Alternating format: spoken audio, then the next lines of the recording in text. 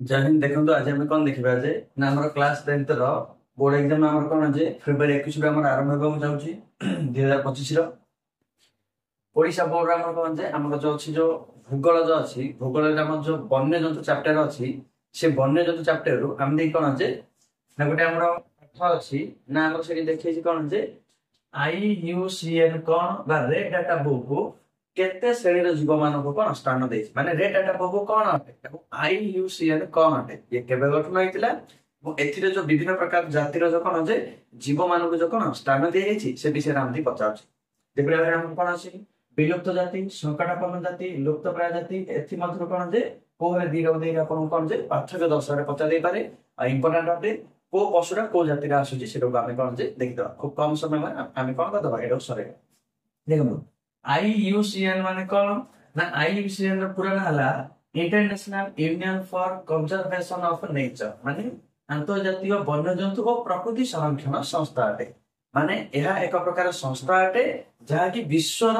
समस्त प्रकार प्रकृतिर सुरक्षा एवं प्रकृति मध्य रहतबा जीवजंतु मानक सुरक्षा देबार कार्य ये करिथाय आ ये हमर कोन हिताय ना UN द्वारा कोन हिताय ना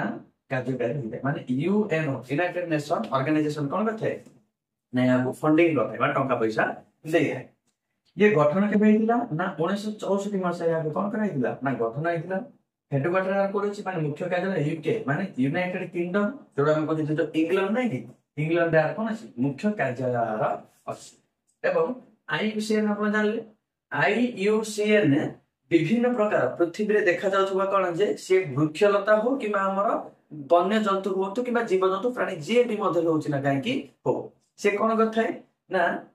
रेड डाटा बुक माध्यम जहाँ आम कौन कहते ना लाल तथ्य पुस्तक नामक एक पुस्तक को कौन परिप्रकाश करता से लिखि थाए जे को प्राणी माने विश्व रे केते प्रकार प्राणी अछि माने से कौन कहउछि ना विलुप्त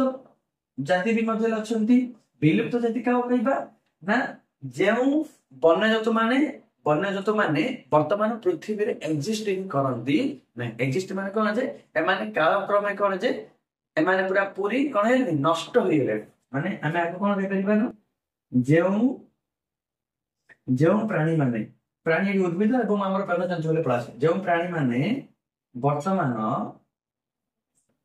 वर्तमान पृथ्वी रे देखा जाए नाही तापा हम कोन गेले विलुप्त जाति बिन तापा ने कर देले जेपरा हमरा कोन कहबे एग्जांपल हम दे दियो जेपरा डायनासोर डायनासोर कोन हला ना पृथ्वी रे कोन ना डायनासोर प्राणी हम देखिया को मिलंती नाही तले से डायनासोर भी हमें कोन भी देबा ना विलुप्त जाति एपरा विभिन्न प्रकार जाति रो कोन जे वन्य जंतु प्राणी एवं हमर वृक्षलता को अछंती जहा हमर कोन जे रेड डाटा बुक रे विलुप्त जाति रे कोन मेंशन करेरी रखाई आपण बुझि पारले जे विलुप्त जाति काहको पाइ तापर असला हमर कोन जे संकटापन्न जाति माने कोन बुझो ना पृथ्वी रे एमानकर संख्या वर्तमान अछि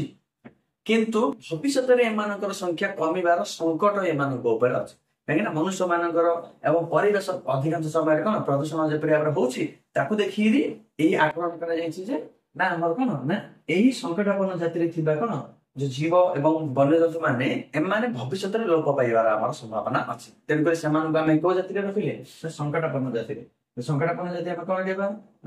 ना वर्तमान एमानक संख्या अछि एमानकु देखि पारु छंती आमे देखि पारु छंती किंतु एमानक प्रति भविष्यत रे विपद देखिया पे लेकिरि अछि माने एमानक संख्या कमिबार संभावना अछि ताका हमें कोन कहले संकटापन्न जाति जेपरा पर आपण काउ कहि देबे घर चटिया कहि देबे सागुना हमर कोन जीव ना संकटापन्न लुप्त प्राय रे मतलब देखिया पे मिली जेपरा पर लुप्त प्राय में काउ कहबा ना जेउ प्राणी माने विश्वर किछि निर्दिष्ट क्षेत्र रे देखिया पे मिलल किछि निर्दिष्ट କ୍ଷେତ୍ରରେ ଦେଖାଯାଏ ଆଉ ବାକି ସବୁ କ୍ଷେତ୍ରରେ ସେମାନେ କଣ ହେଲେ ନା ଲୋପ ପାଇଗଲେ ସେକୁ ଆମେ କଣ କହିବା ଲୁପ୍ତ ପ୍ରାୟ ମାନେ ସେମାନେ ଆଉ ସେତେ ଦେଖିବା ପାଇଁ ମିଳନ୍ତି ହିଁ ନାହିଁ ଏକ୍ସାମ୍ପଲ ଆମେ କଣ ଦେଇପାରିବା ନା ଆମର ଶାଗୁଣା ଶାଗୁଣା ଆମର କଣ ବର୍ତ୍ତମାନ ସେତେ ପରିମାଣର ଦେଖିବା ପାଇଁ ମିଳନ୍ତି ନାହିଁ ଯେପରି ଆମର ଘରଚଟିଆ ଆଗେ ବହୁତ ଥିଲେ ଏବେ ମଧ୍ୟ ଅଛନ୍ତି କିନ୍ତୁ କିଛି କିଛି କ୍ଷେତ୍ରରେ ମାନେ ଦେଖିବା ପାଇଁ ମିଳନ୍ତି ନାହିଁ ଆଉ ଏହି ଲୁପ୍ତ ପ୍ରାୟ ଯାକ କଣ ବିଶ୍ୱର ଗୋଟେ ନିର୍ଦ୍ଦିଷ୍ଟ ସ୍ଥାନରେ ହିଁ ଦେଖିବା ପାଇଁ ମିଳିବ ଯେପରି ଭାବରେ ଆମର ପାଣ୍ଡା ପାଣ୍ଡା ଆମର କଣ ଯେ ନା ଚାଇନାରେ ହିଁ ଦେଖିବା ପାଇଁ ମିଳିବ ଯେପରି ଭାବରେ ଆମର ଓଟୋ କେବଳ ମରୁଭୂମି ଜାଗାରେ ହିଁ ଦେଖିବାକୁ ମିଳୁଛି ଯେପରି ଭାବରେ ଆମର ଚେତକ ଘୋଡା ଶାଗୁଣା ଏପରି ଭାବରେ ଯେପରି ଭାବରେ ଏମୁ ପକ୍ଷୀ ଏହା ସବୁ କଣ ପେଙ୍ଗୁଇନ ଏହା ସବୁ ନିର୍ଦ୍ଦିଷ୍ଟ ଅଞ୍ଚଳରେ ହିଁ ଦେଖିବା ପାଇଁ ମିଳିଛନ୍ତି ଆଉ ଏମାନେ ସବୁ କଣ ଲୁପ୍ତ ପ୍ରାୟ ହେଲେ ଆଉ ଏମାନଙ୍କ ପ୍ରତି ବି ମଧ୍ୟ କଣ ସେ ନା ସଙ୍କଟ ଦେଖିବା ପାଇଁ ମିଳିଥାଏ ଆପଣ କହିଲେ ଏଇ ଜାଗା ଆମେ ଜାଣିଲେ ଏବଂ ଏମାନଙ୍କ ବିଷୟରେ ରିଲେଟେଡ ବୁକରେ ପ୍ରକାଶ ପାଇଲେ ଫାଇଦା କଣ ଫାଇଦା ଏହା ଯେ ଆମେ ଜାଣିବା ଯେ ଏମାନଙ୍କ ପ୍ରତି ବିପଦ ହଉଛି ଏବଂ ଆଗକୁ ଯେପରି ଭାବରେ ଏମାନଙ୍କ ସଂଖ୍ୟା କମିବ ନାହିଁ ସେଥିପ୍ରତି ଆମେ କଣ ଦେବା ଧ୍ୟାନ ଦେବା ଏବଂ ଏମାନଙ୍କ ସଂଖ୍ୟାକୁ ବଢେଇବା ପାଇଁ ବେଲି ଚେଷ୍ଟା କରିବା ଏହା ହିଁ କଣ ଇଏ ଆଦେଶ ଦେଇଥାଏ ବା ଆମେ କହିପାରିବା ପ୍ରତ୍ୟେକ ଦେଶ ମାନଙ୍କୁ ଇଏ କଣ କରିଥାଏ ନା କହିଥାଏ ଯେ ଆପଣ ମାନେ ନିଜ ଦେଶ ମଧ୍ୟରେ ଥିବା ବିଭିନ୍ନ ପ୍ରକାର ପଶୁପକ୍ଷୀ ମାନଙ୍କୁ କଣ ସଂରକ୍ଷଣ ଦିଅନ୍ତୁ ଏବଂ ଏଥିପାଇଁ ମିଳି ଭାରତ ସରକାର କଣ କରିଥାଏ ନା ବିଭିନ୍ନ ପ୍ରକାର ଆମର କାର୍ଯ୍ୟକ୍ରମ ବନ୍ୟଜନ୍ତୁ ମାନଙ୍କ ପାଇଁ ନେଇଥାଏ ଯେପରି ଭାବରେ ଆମର କଣ ହେଇଥିଲା 1972-73 ମସିହାରେ ବାଘକୁ ସଂରକ୍ଷଣ ଦେବା ପାଇଁ ଆମେ କଣ ବାଘ ନିୟମ ଆମେ ଆଣିଥିଲେ ହାତୀକୁ ଦେବା ପାଇଁ 1992 ମସିହାରେ ଆମେ କଣ ଆଣିଲେ ବନ୍ୟ ହାତୀ ସଂରକ୍ଷଣ ନିୟମ ଆମେ ଆଣିଲେ